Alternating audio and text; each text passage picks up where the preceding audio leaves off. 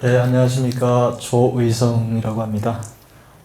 저는 북한에서 태어나서 북한의 함경남도 신포라고 하는 작은 소도시에서 태어나서 26년을 북한에서 보내고 지난 2014년에 한국에 남한에 왔습니다. 그래서 10년 차인데요. 정말로 이제 12월 4일이면 꼭 10년 되는 날이거든요. 근데 참 갑자기 많은 일들이 영화 화면처럼 지나가는 것 같네요. 네. 그래서 지금은 일본에 있는 언론사에서 북한 뉴스를 다루는 기자로 일하고 있습니다. 오늘 이 모임을 위해서 어제 비행기를 타고 왔는데 참 책이 출간된 지 5년 만에 이런 모임이 또 있어서 오는 그 마음이 참 설레더라고요. 네. 그래서 오늘 참 많은 얘기 좀 함께 나눌 수 있는 시간이었으면 좋겠습니다. 감사합니다. 이야. 지금 이제 작가로도 지금 하고 계시고 그렇게 됐는데 찾아보니까 인터넷에서는 이게 찾아뵙기가 참 힘들더라고요. 제가 오기 전에 책도 이제 많이 읽고 이렇게 인터넷을 찾아서 어느 정도의 정보를 갖고자 하는데 정보가 나와 있는 게 많이 없으세요. 그리고 이제 북에서에 대한 그런 이야기들도 많이 좀 못 봤는데 우리 작가님이 고향이 이제 북쪽이시니까 그 북쪽에서의 지금 그 생활, 삶 그때에서 어떤 상황이었는지 어떻게 거기서 어린 시절 26년을 그곳에서 살았다고 하셨는데 작가님이 계셨을 때 그 북한의 상황에 대해서 한번 우리 친구들도 있고 여기 계신 분들에게 한번 소개 부탁드리겠습니다. 네, 사실 뭐 어떻게 말씀드려야 될지 모르겠지만 여기 어린 친구들도 와 계시고 또 여러 다양한 연령대의 선생님들이 많이 오신 것 같아서 어떻게 소개하면 좋을까요? 예전에 뭐 대부분 분들이 읽으셨지 않을까 싶은데 항순원의 소나기라는 그 소설이 있지 않습니까? 그 소설의 배경이 될 법한 그런 시골 마을, 어촌 마을이 제 고향이었습니다. 그러니까 읍에까지 가려고 해도 반나절을 걸어서 가야 되는 아주 시골이었고요. 그리고 우편 한번 붙이려고 해도 고개 2개 넘어가야 됐습니다. 그러니까 정말 시골이었죠. 그런 데서 저는 유년기를 그곳에서 보냈으니까 정말 자유롭게 보냈죠. 그런 곳에서 이제 12살까지 살다가 부모님께서 그래도 이곳에서는 공부하기가 정말 어려우니까 좀 도시로 나가야 되지 않겠냐 해가지고 12살부터 기숙사 생활을 쭉 하면서 결국은 대학교까지 기숙사 생활을 했으니까 그때부터 아마 제 방랑이 시작된 거 아닌가 그렇게 생각이 듭니다. 황순의 소나기 산 높고 물 맑은 징검다리가 있는 그러한 동네에서 사셨다고 하는데 근데 책을 읽다 보니까 사실 저는 그런 생각을 많이 못 했었습니다. 보니까 MP3 할아버지 서재가 있는 할아버지의 집, 그 다음에 MP4를 그 당시에 MP4를 들고 다니면서 책을 갖다 다운로드 받아서 저는 그럴 것이라는 생각을 한번 못 했었는데요. 어떻게 MP4 우리가 지금 많은 베스트셀러였던 데일 카네기의 인간론까지도 어린 시절에 읽을 정도의 그런 환경이었는데 북쪽에서의 그런 식구들이라든가 그런 것들 한번 저희들한테 좀 알려주실 수 있겠습니까? 네, 그러니까 제가 방금 말씀드렸듯이 12살 이전으로는 정말 자유방목. 네. 그러니까 자유방목. 예, 산으로 바다로 들로 뛰어다니면서 정말 뭐 비록 배는 고팠을지 모르겠지만 정말 좀 정신이 자유롭게 뛰어놀지 않았나 싶고요. 그 이후에 이제 도시로 나가고 학교를 다니면서 친구들 사이에 어떤 돌아가는 자료들도 있고 그렇지 않습니까? 그러면서 그런 자료들에 액세스할 수 있는 기회가 있었던 것 같아요. 그래서 초반에는 MP3 그러니까 음성만 들을 수 있는 기기들이 한정돼서 뭐 남한 노래라든가 뭐 세계 명곡이라든가 이런 것들을 좀 외부 정보들을 접할 수 있었지만은 나중에는 이제 기술이 좀 어떻게 보면 축복이었던 게 기술이 빨리 발전하면서 이제 MP3가 MP4로 되고 그거를 이제 볼 수 있는 기기들도 나오고 하면서 그런 걸 보면서 사실 영상도 흥미로웠지만 그 텍스트가 정말 가성비가 좋잖아요. 네. 영상은 한 번 보면 질리지만 텍스트는 아주 적은 메모리로 너무 오랫동안 읽을 수 있고, 그리고 또 제가 전혀 알지 못하는 세계의 그런 그 현황들을 풍부하게 상상을 하면서 읽을 수 있으니까 그런 것들이 정말 그 시절에는 최고의 기쁨이 아니었나 싶습니다. 네. 그러지. 그런데 지금 이제 보면 12살 때까지 그곳에 계시다가 어머니께서 이제 우리 작가님께 또 큰 물에서 놀게 하도록 많은 공부를 할 수 있도록 그러셨다는데 그때 상황을 한번 방목하고 있다가 학교를 갔었을 때 지금 혼자 붕 떨어져 저희들 같은 경우 생각했을 때는 지금 거주 이동의 자유가 없는 그 북한 땅에서 그 시골에서 도시로 나가 공부할 수 있었는 게 참 어려웠을 것 같은데 어떻게 그런 일을 어머니께서 준비해 주셨을까요? 어떻게?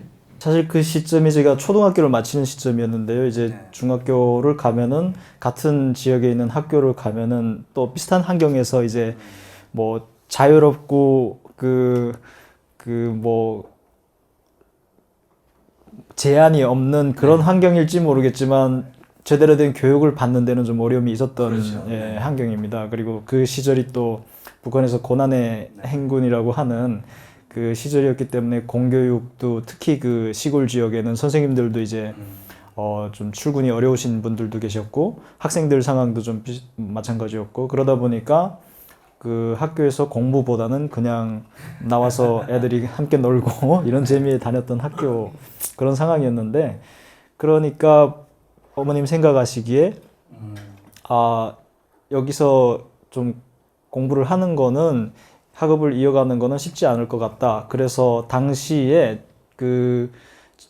저희 집은 그런 시골이었지만 저희 할아버님 집은 어느 정도 좀 규모가 있는 도시에 계셨어요. 그러니까 할아버지께서? 예, 그 친할아버님이죠. 친할아버지 할머님 계시던 대구로 그러면 거기로 좀 가서 그 학교를 좀 다녀보지 않겠냐. 그래서 그 일고등 중학교라고 하는 그 시스템이 있는데 그게 제가 생각할 때는 당시에 이제 공교육이 너무 갑자기 무너지다 보니까 그 한 국가가 유지하려면 그래도 그 좀 공부시킬 사람들이 있어야 되잖아요. 그러다 보니까 그 지역에서 우수한 선생님들, 학생들을 따로 모아서 그 학교를 하나씩 만들었습니다. 그래서 그 학교가 일중학교라고 하는 학교인데 그 고난의 시기에도 그 학교는 정상 운영이 됐던 거죠. 게다가 또 좀 오히려 경쟁적이었고 그런 학교여서 그래서 제가 그 4월에 개교 입학이거든요. 그런데 제가 2월 한 초쯤에 어머님 결심을 내리셔서 그때는 또 어른들이 동행할 형편도 못 되니까 그러니까 정말 그때로 말하면 한 천리를 예, 저희 어머님도 참 강하신 것 같은 게 12살 지금 생각해보면 12살 아이잖아요. 초등학생을 그냥 혼자 보내신 거죠. 근데 그때 뭐 여기처럼 뭐 그 버스가 반나절이면 뭐 부산 갈 수 있고 뭐 여수 갈 수 있고 그런 시스템이 아니고 기차를 타도 한 일주일 열흘씩 가야 되는 그런 환경이었습니다. 이제 전기 사정 때문에 이제 그 기차 한번 타면은 뭐 기한 없이 가야 되고 그런 상황이었음에도 그 겨울에 이렇게 보내셨죠. 그래서 그때 아주 의미 있는 저 첫 번째 여행이었던 것 같고요. 그러니까 뭐 어머님이 그 옷 혼솔에 이제 그 돈도 돌돌 말아서 여기저기 꿰매 넣어 주시기도 하고 예, 뭐 도로 잃어버리더라도 최소한 살아남을 수 있게 그리고 그 도중 식사라고 해서 이제 도시락을 겨울이니까 꽁꽁 얼어요. 꽁꽁 얼고 가지고 이렇게 한 배낭 이렇게 싸서 그래서 한 열 이틀 만에 할아버님 집에 도착했더니 할아버님 할머님이 무슨 일이 있는 거냐고 그래서 그때 또 저희 어머님이 또 글을 정말 잘 쓰십니다. 그래서 그 단편 소설 분량의 편지를 또 할아버님께 구구절절 쓰셔가지고 그래서 보내셔서 그 할아버님이 막 이제 시험이 다음 날이면 시작하는 그런 상황이었거든요. 그래서 막 부랴부랴 시험을 보게 해가지고 그래서 다행히 합격이 돼가지고 그래서 그 학업 인생이 시작된 거죠.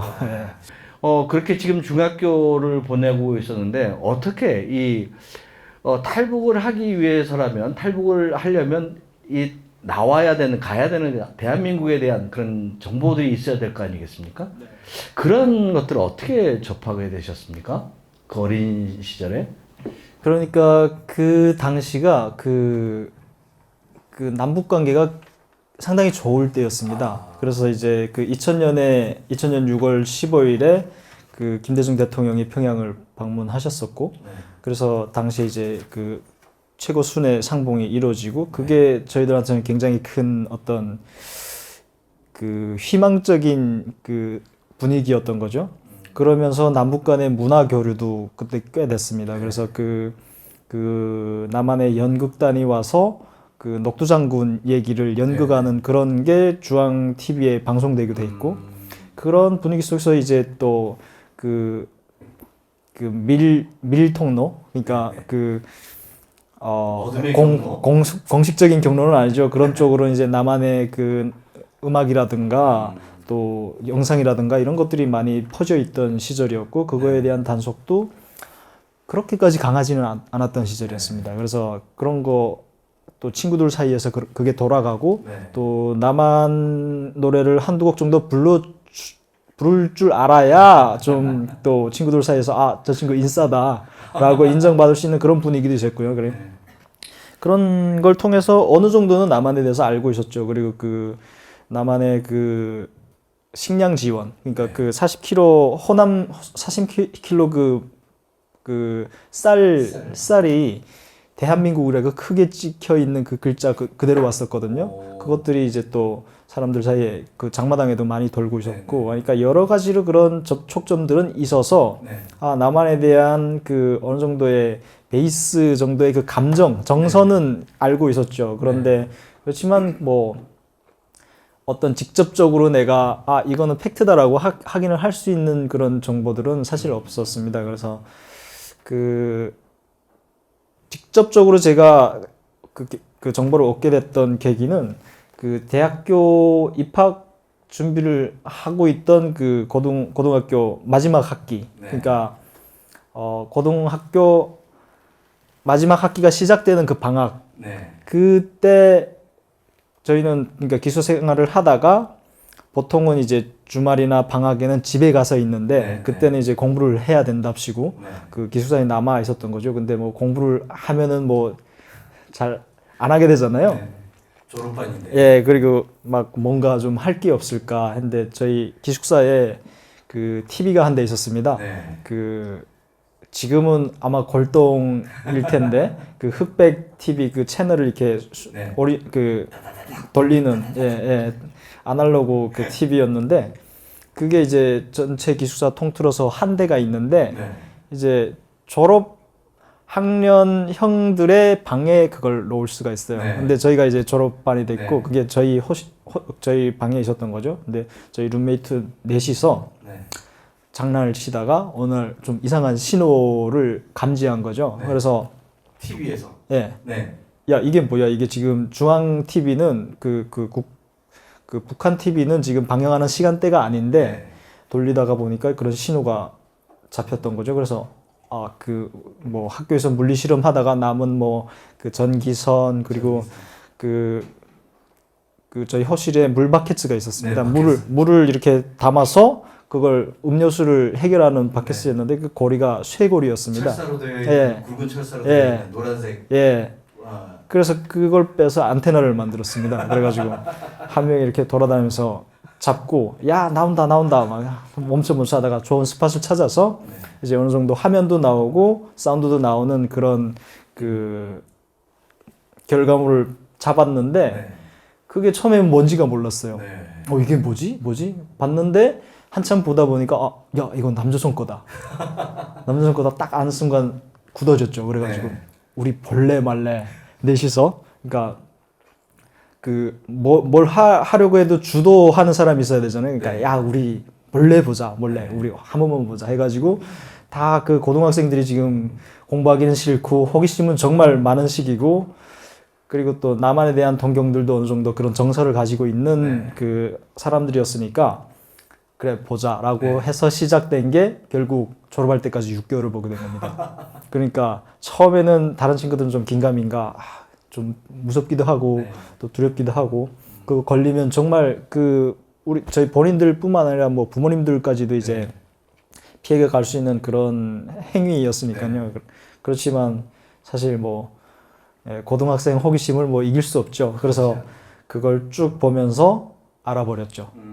그러니까 그게 우리 여기 계신 선생님들은 그 다 이게 이해가 가시죠? 저희 어릴 때도 그 TV 한 대가 집에 있어가지고 따락따락 돌리고 집 뒤에 동산에 가가지고 안테나도 막 돌렸었는데 그때 저희가 신고해야 될 사람, 밤늦게 이불 뒤집어 씌고 라디오 보는 사람, 산에서 낚싯대 들고 내려오는 사람, 군복을 입었는데 머리가 긴 사람, 이런 사람들을 신고하라고 했는데 아마 우리 조 작가님 이야기를 듣다 보니까 그런 북에 사는 그런 사람, 친구들과 함께 이걸 뒤집어 쓰고 TV를 보고 막 그렇게 그때 막 6시에 내 고향 뭐 그런 것들을 보면서 자랐다고 그렇게 하시더라고요. 그런데 그 집을 떠나와서 학교 생활을 하다 보면 배를 많이 골았을 텐데 정말 그 당시만 해도 그때가 어떠셨나요? 보니까 그 식모 아줌마에서 식모 선생님이 되시는 분이 좀 많은 도움을 주셨던 것 같던데. 네, 정말 그 학교 생활은 그냥 재밌는 거 절반, 배고픈 거 절반 기억이 안 남는 것 같아요. 그거밖에.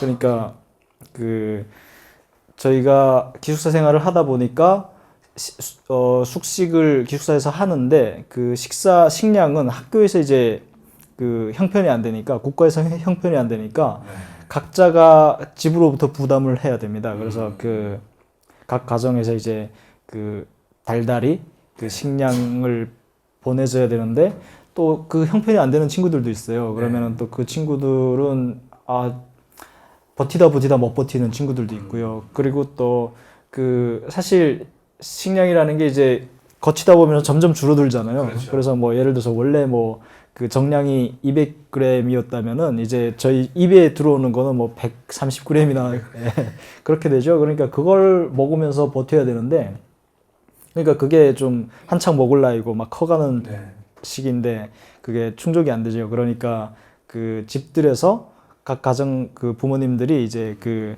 영양식이라고 하나요? 뭐 그 그 학교에 가 있는 동안 챙겨 먹을 것들을 이렇게 바리바리 싸서 보냅니다. 그러면 뭐 그 옥수수 튀김도 있고 뭐 콩 닦기도 있고 뭐 어떤 그 여러 가지 그 건강을 버텨줄 수 있는 것들이 있는데 사실 그게 조절이 안 됩니다. 그렇죠. 그러니까 그 초반에 다 먹어버리고 나중에는 쫄쫄 굶죠. 그런 삶을 살면서 공부를 했던 것 같습니다.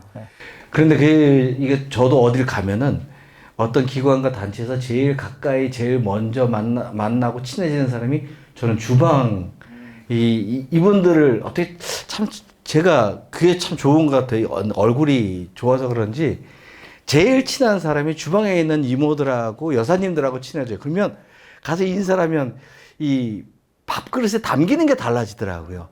그때는 좀 어떠셨습니까?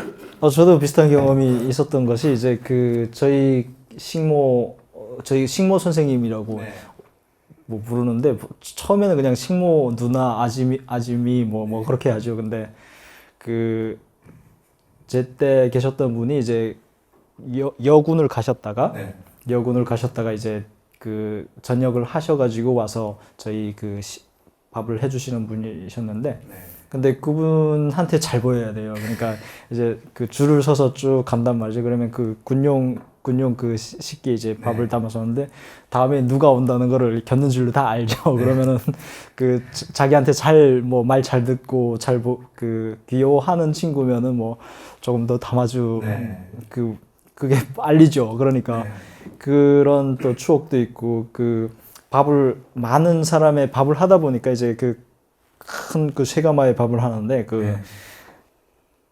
까마치라고 하나요? 뭐라 그러나요? 누룽지가 붙습니다. 그러면 그걸 챙기셨다가 나중에 이제 친구들한테 나눠주시기도 하시고 그래서 많이 얻어먹으면서 주고 싶은 사람, 얼굴 잘생긴 사람, 우리 조 작가님 같은 분들에게 누룽지도 챙겨주시고 그렇게 하시는 것 같습니다. 그렇게 보시다 보니까 이야기 보니까 그 양강도 해산에서 그 주 작가님 통해서 이야기 한 사람의 그 15명을 먹일 수 있는 사람 밀수꾼 그거에 대해서 너무 잘하신다고 그러는데 어떻게 해서 그런 일들을 또 하시게 되셨는지 아시게 되셨는지. 제가 결국 대학교를 가게 됩니다. 이제 고등학교 졸업하고 대학교를 가서 공부를 하다가 공부를 해도 계속 머리에서 떠나지 않는 거예요. 아, 저기에는 좀 제대로 공부를 할 수 있고 또 이렇게 억압적이지 않은 사회가 있고 그곳에서 뭐든 하고 싶은 걸 할 수 있는 꿈을 펼칠 수 있는 곳이 있는데 여기서 이렇게 살고 있는 게 정말 뭔가를 봐버렸으니까 돌이킬 수 없는 거예요. 그래서 결국 이제 대학교 졸업 마지막 학년에 이제 대학교를 휴학을 하고 이제 국경으로 탈북을 하기 위해서 국경 도시로 가게 됩니다. 그래서 거기에서 이제 제가 근 4년을 살게 되거든요. 그러니까 브로커를 좀 찾아야 되는데 브로커를 찾는다는 게 이제 또 뭐 지나가는 사람한테 자꾸 브로커 어디 있냐 물어볼 수도 없는 거고. 그렇죠. 그래서 그렇게 살다 보니까 4년이라는 시간을 살다 보니까 국경이 어떻게 돌아가고 있는지 그런 것들을 좀 알게 되는 거죠. 그래서 국경 경비대가 있고 국경 경비대는 국경을 이걸로 쓰시죠. 감사합니다. 네. 국경 경비대는 이제 국경을 지킨다고 하지만 결국은 이제 밀수를 하는 사람들을 이제 지켜주고 밀수를 하게끔 해주고 이제 돈을 받는 그 시스템이고 그러니까 밀수꾼 한 명한테 이제 그 사람은 밀수를 한다고 하지만 그 사람이 먹여 살리는 그 뒤에 사람들 그러니까 국경 경비대원 먹여 살리고 그 뒤에 이제 그 밀수품을 받아서 그걸 도매를 해주는 장사꾼이거든요. 그 사람한테 또 넘겨주면 그 사람은 도매를 해서 먹고 살고 그 사람이 또 던져주는 사람들이 또 줄줄이 달려 있을 거 아닙니까? 그 외에도 이제 국경 경비대에서 이제 국경을 넘으면 그 뒤에 이제 또 물건을 단속하는 사람들이 있습니다. 이제 검찰도 있고 보안서도 있고 보위부도 있고 이런데 이런 사람들 하나하나를 결국 밀수가 한번 진행됨에 따라서 월급은 국가에서 안 내려주지만 이 사람들이 밀수가 한번 진행될 때 이 사람들이 어떻게 보면 월급을 타는 효과로 사회가 돌아가는 거죠. 그러니까 밀수가 돼야 장마당도 물품이 생기고 물품이 있어야 또 이제 사람들이 장사도 활발해지고 그러니까 정말 제가 살았던 해상 같은 도시에서는 밀수가 모든 경제의 어떤 핵심적인 역할을 했던 것 같습니다. 그렇구나. 그래 지금 이 이야기를 이렇게 쭉 들어보면 어머니로 인해서 정말 큰 결단을 하고 도시에 나가서 공부를 하게 되고 거기서 접했던 그 내용들 그 TV를 통해서 보니까 아시안 게임이라던가 이런 것들을 보면 저거 거짓말 그렇게 했을 텐데 거기서 또 논리적으로 이렇게 생각을 하셨더라고요. 어떻게 저 많은 사람들을 저 많은 기간 동안 훈련을 시켜서 이걸 할 수 있나? 저게 거짓말이어도 대단한 거고 아니면 사실일 때 그 수많은 사람들을 그렇게 몇 개월 동안 동일하게 훈련시킨다는 이 자체만으로도 기적이다.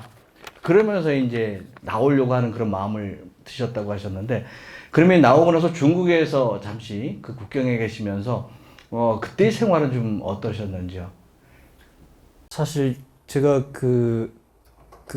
그러니까 그때 TV를 보면서 어렴풋이 탈북을 해야 되겠다라는 꿈을 가졌죠. 근데 고등학교 이제 마지막 학년 졸업반 때. 네, 그렇습니다. 그랬는데 그때는 정말 막연하고 이제 어디로 어떻게 가야 되는지도 몰랐고 그냥 남한이 저런 곳이다라는 정도만 알았죠. 근데 어떻게 제가 누구를 통해서 어떻게 가고 경로는 어떻게 되는지를 모르니까 그러니까 그 이후로 계속 그걸 찾게 되는 거예요. 그래서 결국은 탈북하기까지 9년이라는 시간이 걸렸는데 근데 저는 어떻게 보면은 그게 저의 가장 젊었던 시절 20대 초반 10대 말에서 20대 초반 시기였는데 그 북한에 있을 때는 참 억울하게 느껴졌어요. 그러니까 내 삶의 가장 좋은 시기를 뭔가를 준비하면서 이렇게 좀 낭비했다는 생각이 계속 드는 거예요. 그리고 확실하게 이제 결과가 언제 보여질지도 모르는 그런 상황이었으니까 그랬는데 지금 생각해 보면 그렇게 좀 준비를 착실하게 했기 때문에 네. 아주 빠르게 오는 거는 아주 빠르게 올 수 있었습니다. 그래서 중국은 뭐 불과 10하루 정도 거쳤고 그래서 그 제가 그 북한 압록강을 건넜던 날이 2014년 10월 25일이었는데 그 남한에 도착한 게 12월 4일이었습니다. 그러니까 한 달 좀 남짓이 걸렸죠. 그래서 참 그거는 좀 다행이었던 것 같습니다. 그러니까 제 3국에서 이제 좀 정말 많은 분들이 그 3국에서 많은 어려움을 겪으면서 오시거든요. 주변 탈북민들 얘기 들어보면. 근데 저는 그걸 겪지 않아서 한편으로는 다행이라고 생각하는데 또 한편으로는 겪어냈어도 그 재밌지 않았을까, 쓸거리가 또 생기지 않았을까 이런 생각도 좀 있고요. 그 보면 신뢰가 안 될지 모르겠는데 책을 읽다 보니까 잠깐 나오긴 했지만 자세히 나와 있던 아버님에 대한 이야기. 우리 조 작가님의 아버님은 어떤 분이실까? 미국의 오하이오주 강을 바라보면서 그 강이 웅장하면 나의 아버지와 같은, 아버지가 생각나고 아버지의 향수가 나는 그런 강이다라고 하는 표현을 했는데 그걸 보면서 우리 조 작가님의 아버님은 할아버지 이야기 나오고 어머니 이야기 나오는데 아버님은 어떤 분이었을까 하는 생각이 궁금한 게 들었습니다. 저희 아버님은 사실 그 정말 보통의 북한 아버님들처럼 좀 엄하시고 가부장적인 가부장적이시고 되게 지적이신 분이셨어요. 근데 기억이 나는 하나가 제가 한 7, 8살? 제 동생이 한 3, 4살 됐을 때인데 저희가 그 한 번은 그날 아버님이 좀 한 잔 알뜰딸하게 하시고 기분 좋으시길래 저희가 아빠한테 좀 이 얘기 옛말 들려달라고 그랬는데 그때 어린 마음에도 좀 웃기다고 생각했던 게 그 러시아 혁명 얘기를 해줬어요. 그래서 저는 이해도 못하는 얘기고 근데 되게 진지하게 기분 좋게 해주셨어요. 그래서 그 얘기 자체는 별로 관심 없고 재미있지는 않았지만 그 아빠가 그런 모습을 보여준다는 게 되게 아주 기억에 남은 것 같아요. 지금까지 기억에 남는 거 봐서는. 그리고 또 한 번 아빠한테 보통은 얘기를 많이 안 하는 편이었고 그러니까 그냥 계셔주는 분 그런 마음이었는데 한 번 제가 크게 감동했던 게 제가 그 대학교 입학 시험을 치르고 집에 와서 지금 기다리고 있는 시점이었어요. 근데 그 우편통신원이라고 하는데 우체국이죠. 우편통신원이 이제 그걸 합격 통지서를 가지고 왔어요, 집에. 이제 그걸 딱 가져왔는데 아빠가 그걸 엄마가 통지서가 왔다라고 하는 순간 아빠가 그 안쪽 방에 앉아 계시다가 만세 하고 만세 삼창을 부르시는 거예요. 그래가지고 아빠가 저런 분이셨나? 그래가지고 그렇게 그 감정적으로 그 감정을 드러내는 걸 잘 보지 못했었으니까 그래서 그때 좀 크게 감동했던 그런 기억이 있습니다. 그러면 이제 첫 한국에 들어왔을 때 그런 그 마음과 느낌, 그런 감동이라고 해야 될까요? 그 마음에 느꼈던 것들은 어땠었는지요? 사실 생각보다 벅차지는 않았어요. 제가 예상은 되게 많이 했었거든요. 가면은 어떨까? 막 설레고 가슴이 터져나가지 않을까? 막 이런 생각도 하면서 왔는데 그냥 그 12월이니까 아주 쌀쌀한 그 날이었고 새벽 한 4시, 5시에 도착했습니다. 이제 그 방콕에서 대한항공을 타고 새벽에 왔는데 그 방콕은 되게 더운 나라지 않습니까? 태국은. 근데 여기 왔는데 갑자기 추워지니까 춥다. 이 생각이 먼저 들었고 그리고 이제 버스를 타고 나오는데 아, 도로 양옆이 숲이 꽉 겨울임에도 불구하고 꽉 네. 우거졌던 나무들이 빽빽하게 우거졌던 그 기억에 야, 참 산에 나무가 많구나. 네. 그 부럽다. 그런 네. 생각이 났었고 네. 또 다른 한 가지는 그 고속도로들이 쭉쭉 이렇게 그 공항에서 이렇게 나오는데 쭉쭉 뻗어간 그것들이 저거 정말 고생 많이 했구나. 네. 저걸 만드느라고 고생 많이 했구나. 네. 북한 언제 저걸 다 만들지? 그런 생각이 들었던 기억이 있습니다. 네. 그 한국에 들어와서 이제 고속도로가 쭉 뻗쳐져 있는 거 보셨다고 하셨는데 아까 이제 시작하면서 우리 앉아 계신 분들께 질문을 한번 드렸었죠. 북한에서 이 고속도로는 왜 직선으로 안 받는지. 그게 사실인지는 모르겠습니다. 그 뭐 어떤 뭐 우리 뭐 도전 골든벨 같은 그런 것이 나온 문제였고 답이 있었다고 이야기를 하던데. 북한은 그런 문제집이 있고 탑까지 함께 있습니다. 그래서 그런 거를 봤던 적이 있는데, 근데 북한에서 그 문제 중에 말씀하셨다시피 고속도로는 왜 말 그대로 직선으로 쭉 뻗지 않고 왜 이렇게 구불구불한 건가라는 그런 문제가 있었습니다. 근데 그 정답이 이제 운전자가 같은 시야만 계속 보면 졸음이 온대요. 그래서 그 졸음을 방지하기 위해서 일부러 이렇게 구불구불하게 뺀다고 하는데 그게 사실인지는 모르겠습니다. 예. 그래서 보면 저도 그게 보고 웃었습니다. 이게 고속도로가 직선으로 돼야 되는데 그것이 아니라 운전자가 좋을까봐 꾸불꾸불한 것이 북한 도로였다라고 하는 그런 이야기들을 나눴더라고요. 그러면 이제 한국에 들어오셔서 지금 보니까 유학도 언어 연수지만 미국으로 가시고 어떤 계기로 어떻게 한국에 들어와서 어떻게 준비를 하셨기에 이제 그 미국 가서 같이 공부할 수 있는 그런 기회를 잡으셨는지.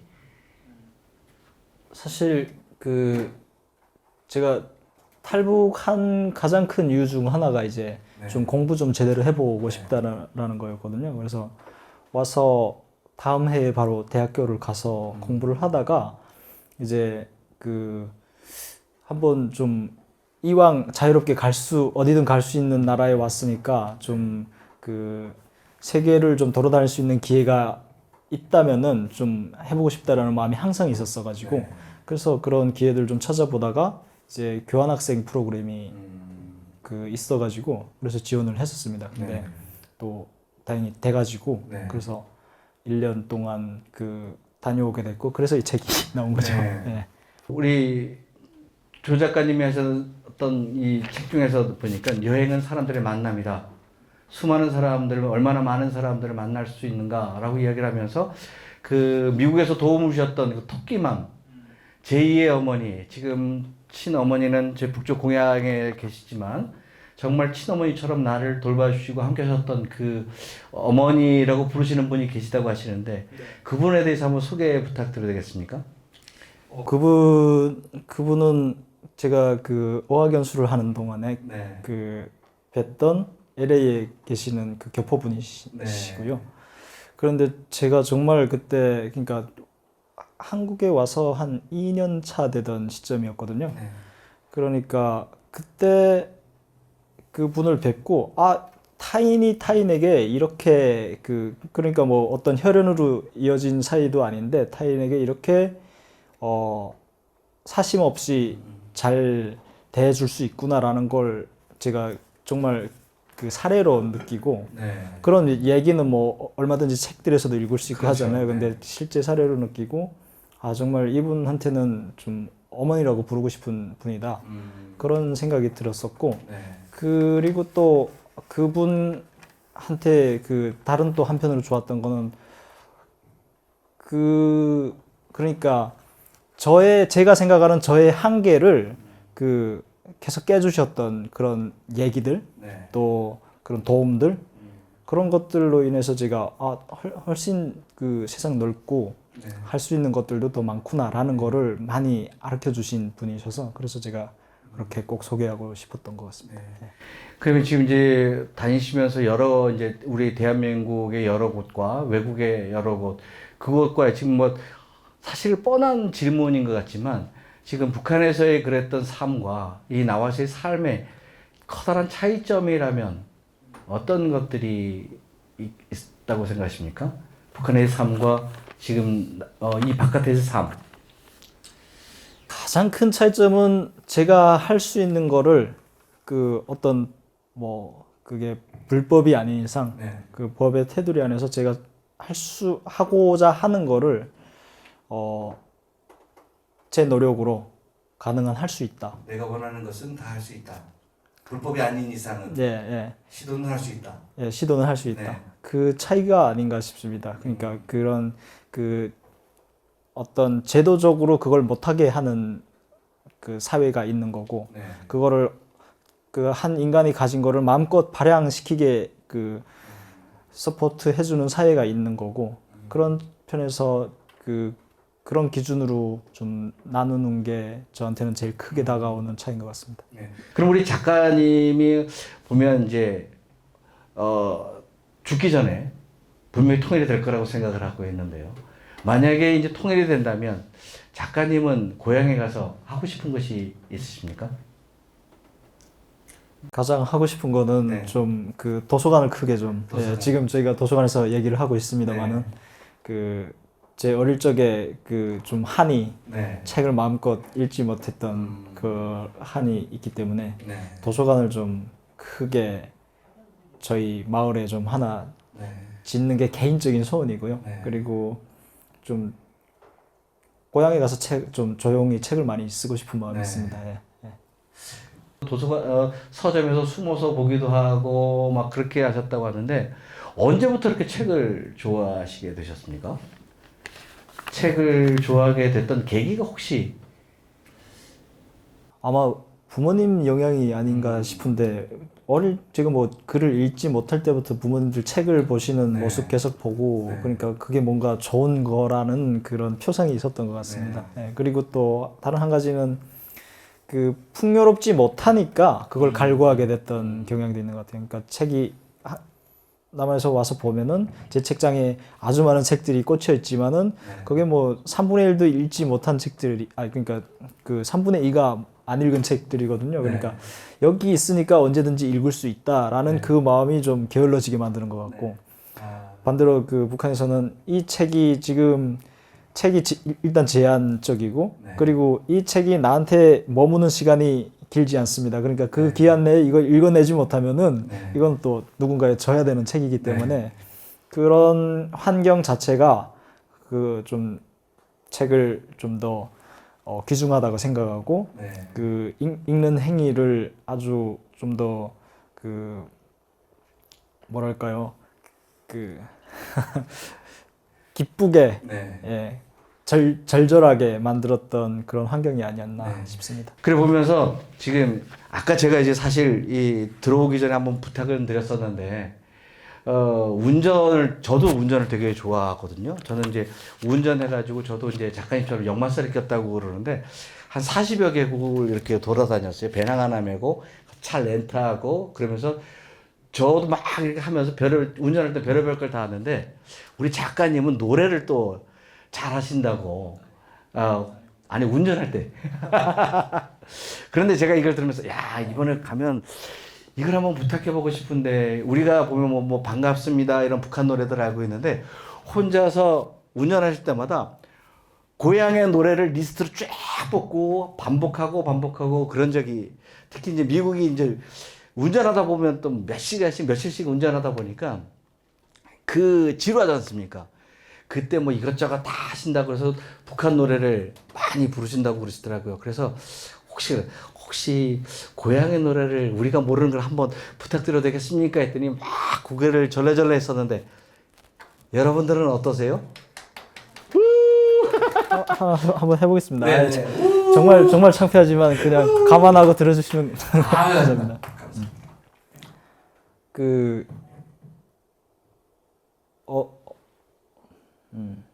고향 노래를 하나 하면 좋을 것 같습니다. 벚국새가 노래하는 곳 사랑하는 내 고향일세. 여기까지 하겠습니다. 참 부끄럽네요. 그 여행을 참 좋아하면서 저도 이제 여행을 참 좋아하는데 마지막 문장이 그 2부를 시작하면서 이 제목이 그렇고 마지막에 하셨던 그 이야기 삶이 곧 여행이다. 예, 여행 같아지기를 삶이 여러분들의 삶이 여행 같아지기를 그렇게 하셨는데 여기서 한번 그 여행 예찬에 대해서 왜 여행이 필요하고 여행이 좋고 왜 여러분들의 삶이 여행 같아지기를 바라는 그런 마음으로 이 글을 쓰셨을까? 그 의미에 대해서 한번 여쭤봐도 되겠습니까? 여행 뭐 안 좋아하시는 분들도 간혹 만났습니다만은 네. 보통 여행은 다 좋아들 하시죠. 네. 근데 여행이 정말 좋냐? 네. 라고 생각해 보면 사실 여행 정말 고달픈 네. 거든요. 그러니까 정말 그 패키지로 이렇게 다 가이드가 네. 이제 노선을 짜서 이렇게 챙겨주시는 여행조차도 사실 그게 뭐 마냥 편한 일은 아닌데 네. 왜 그렇게 사람들이 여행을 좋아할까? 네. 그렇게 생각을 해보면은 저 같은 경우에는 이제 여행을 할 때 제일 많이 배우는 것 같아요. 제일 많이 배우고 제가 알지 못하던 그 세계가 열리는 경험들을 정말 많이 했고요. 그리고 저는 또 정말 그 여행이라는 게 하면 할수록 더 좀 갈구하게 되는 게 사실 그 제가 그런 생각이 들었었어요. 그러니까 이제 어떤 마을을 가면은 어떤 다른 나라의 어떤 마을을 가면은 지나가다가 이 마을의 맥주를 먹어보고 싶어지는데 그걸 먹으면서 또 저쪽 마을의 안주 맛은 어떨까가 궁금해지는 거예요. 근데 그걸 하나하나 다 경험할 수는 없잖아요. 네. 그러니까 그런 또 그 아쉬움 같은 게 또 여행을 떠나게 하고 그렇게 하는 것 같은데 네. 저는 그 사실 우리 삶이 막 생각해 보면은 순간순간 이제 항상 행복하기보다는 고달픔도 많고 네. 또 그런 어려움도 많고 네. 그런 게 있음에도 불구하고 마치 여행처럼 네.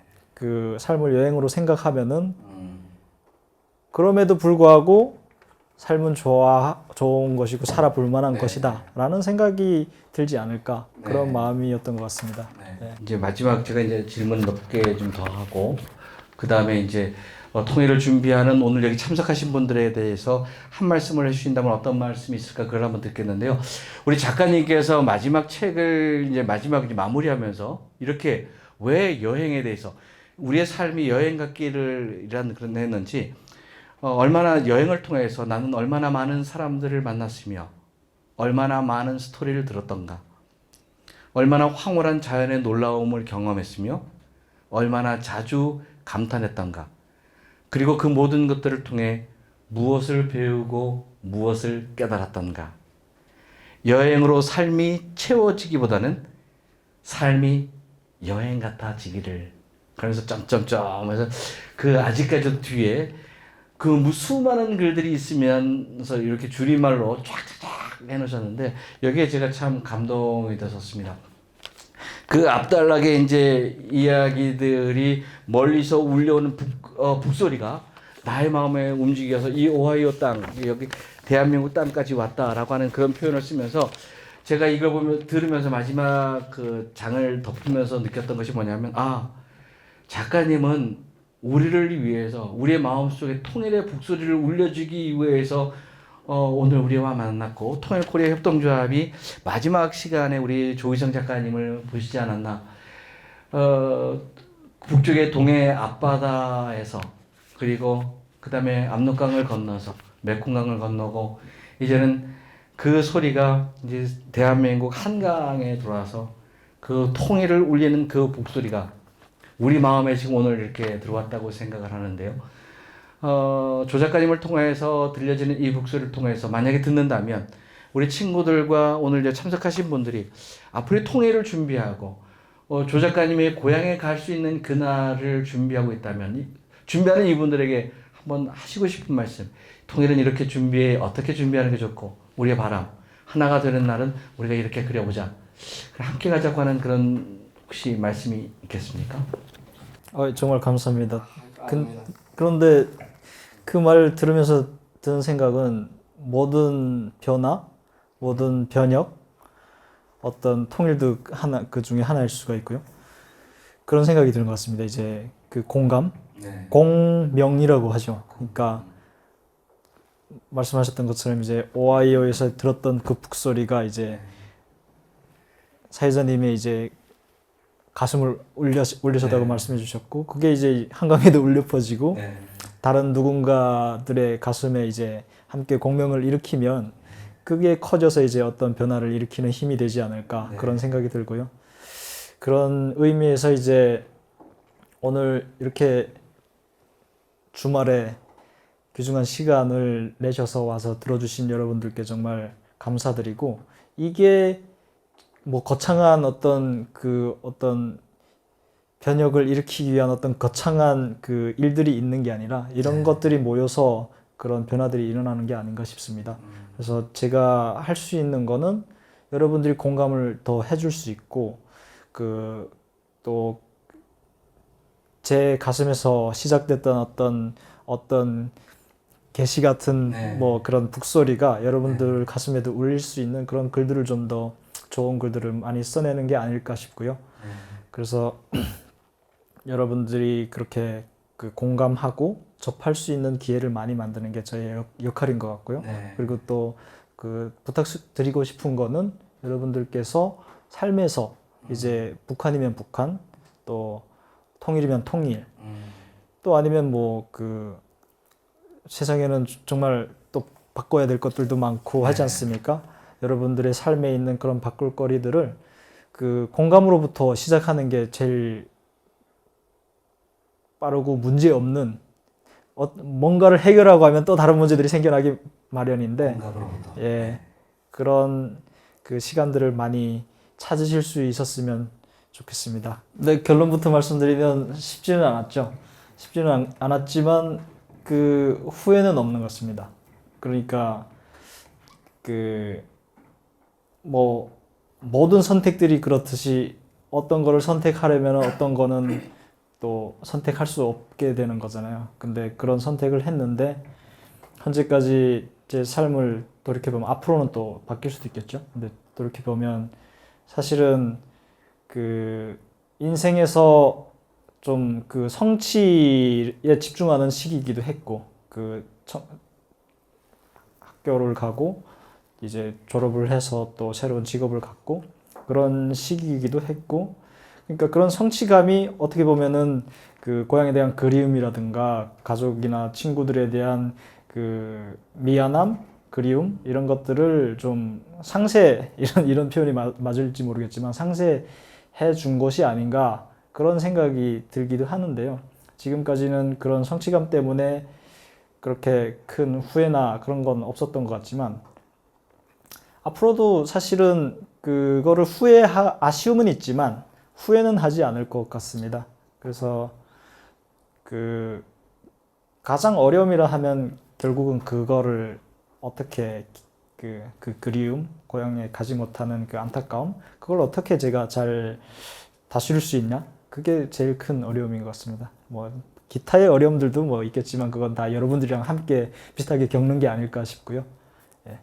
제가 지금 그 일본에서 일을 시작하게 된 거는, 저는 사실 그 작가 내지는 이제 제가 한동안 또 영화를 만드는 일에 종사를 했었어 가지고 그 시작은 한국에서 시작을 했죠. 그런데 제가 주로 만들고 싶은 영화는 그 혹시 패왕별이라고 보셨나요?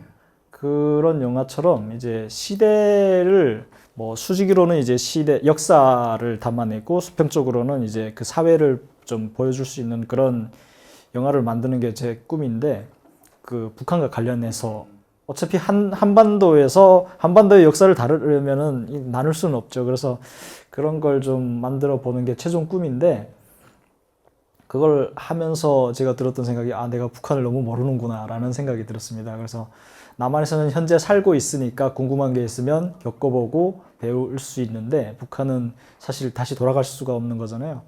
그래서 좀 북한을 좀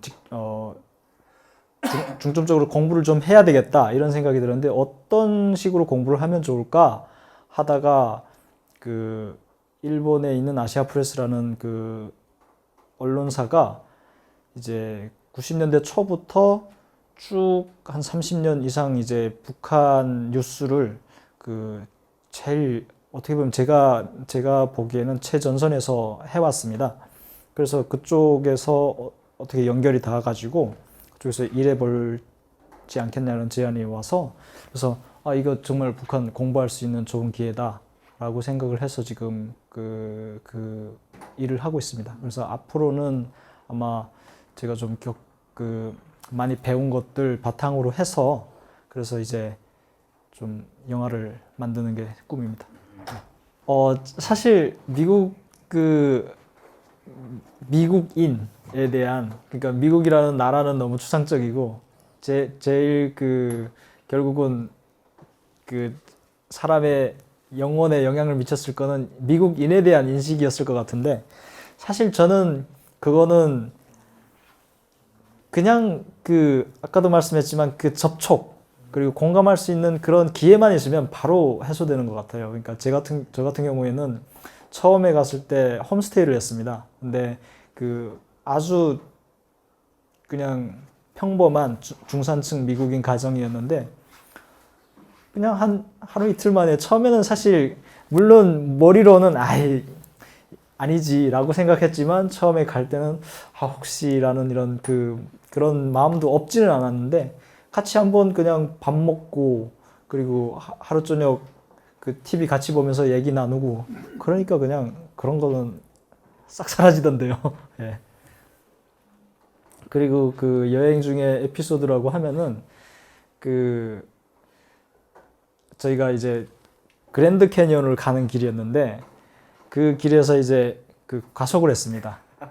너무 들뜨다 보니까 이제 모르고 제가 저랑 주성아 기자님이랑 오스틴 이렇게 세 명이었는데 오스틴이 운전을 하고 있었습니다. 근데 가속을 하는 줄 모르고 저희가 수다를 떨고 가다가 이제 경찰이 세운 거죠. 근데 보통 저 같으면 잘못했습니다. 벌금 낼 것 같은데 오스틴이 그 상황을 아주 스무스하게 잘 넘겼어요. 그래서 그분이 나중에 저희가 떠날 때 해줬던 말이 저희가 했던 말은 저희가 지금 그랜드 캐니언을 가는데 우리가 지구 반대편에서 여기까지 와서 거기를 가는데 마음이 너무 들떠서 저도 모르게 가속이 됐던 것 같다. 미안하다라고 말했는데 경찰이 마지막에 보내면서 그랜드 캐니언은 100만 년 전부터 저기 있었고 앞으로도 100만 년 이상 저기 있을 거야. 서두를 필요가 없어. 천천히 가. 그렇게 말해주더라고요. 그래서 그게 정말 인상적인 말이었습니다. 예. 벌금도 안 냈습니다. 또. 사실 오사카에 살다 보면은 사실 많이 마주치게 되죠. 그런데 작년에 있었던 두각가론에 관해서는 조총련 안에서도 좀 이게 말이 돼라고 하는 그런 경향들도 좀 포착이 되는 것 같고요. 그리고 사실 이제는 조총련 하시는 분들이 정말 제 느낌으로는 이렇게 말해도 될지 모르겠지만 정말 생계형이 아닌가 싶습니다. 그냥 거의 간부급들 상층부가 아니면 사실은 자식 세대는 정말 관심도 없고요. 자기 삶에 오히려 좀 집중하려는 경향이 있는 것 같고 그래서 사실 만나보면은 별로 큰 차이를 못 느끼는 것 같습니다. 그렇게 깊게 대화를 해보거나 그러지 못해서 제가 속단할 수는 없지만은 그래서 그냥 제일 교포, 제일 조선인 그분들 그냥 오사카에서 그냥 살아가시는 그분들하고 뭐가 그렇게 다르지? 라고 생각을 해보지는 못했던 것 같아요. 네. 제가 생각할 때 본질적인 차이는 없는 것 같고요. 통치 방식이라든가 그런 기술적인 차이는 좀 있을지 모르겠지만 본질적인 차이는 사실 없는 것 같습니다. 그냥 김일성 때 만들어진 시스템을 잘 활용을 하면서 시대가 또 변하고 또 기술도 또 발전하고 그런데 좀 나름 김정은 입장에서는 잘 대처를 해서 해나가는 게 아닌가 그렇게 생각하고 정말 본질적인 차이는 없는 것 같습니다. 정말 그대로인 것 같습니다. 네. 그리고 제 친구들한테 결국은 제 친구들한테 하는 얘기가 될 텐데 정말 그 제 친구들 중에서 이제 정말 친한 친구들하고는 이게 맞냐 아니냐 그런 좀 토론도 하고 했었는데 그 친구들도 사실은 다 알았어요. 그러니까 이거는 아니다. 저기가 얼마나 좋을지 모르겠지만 지금 이건 아니다라는 인식은 다 갖고 있었던 것이고 그럼에도 불구하고 이제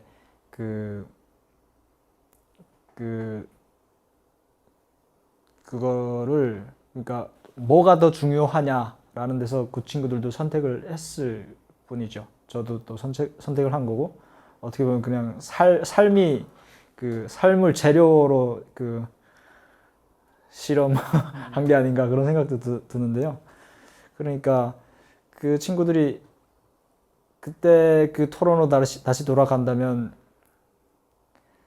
뭐가 맞는지 모르죠. 저도 이제 자유를 더 동경하고 그쪽의 가치를 둬서 한 선택이지만 그 대가는 또 그렇게 제가 뭐 마냥 기쁘고 홀가분하게 받아들일 수 있는 것도 아니었음을 아니까 자기 삶에 책임을 지는 거고 그렇지만 그런 선택들이 모여서 한 사이가 이제 그 각 개인의 선택으로 결국은 사이가 선택이 되는 걸 거잖아요. 그런 의미에서는 좀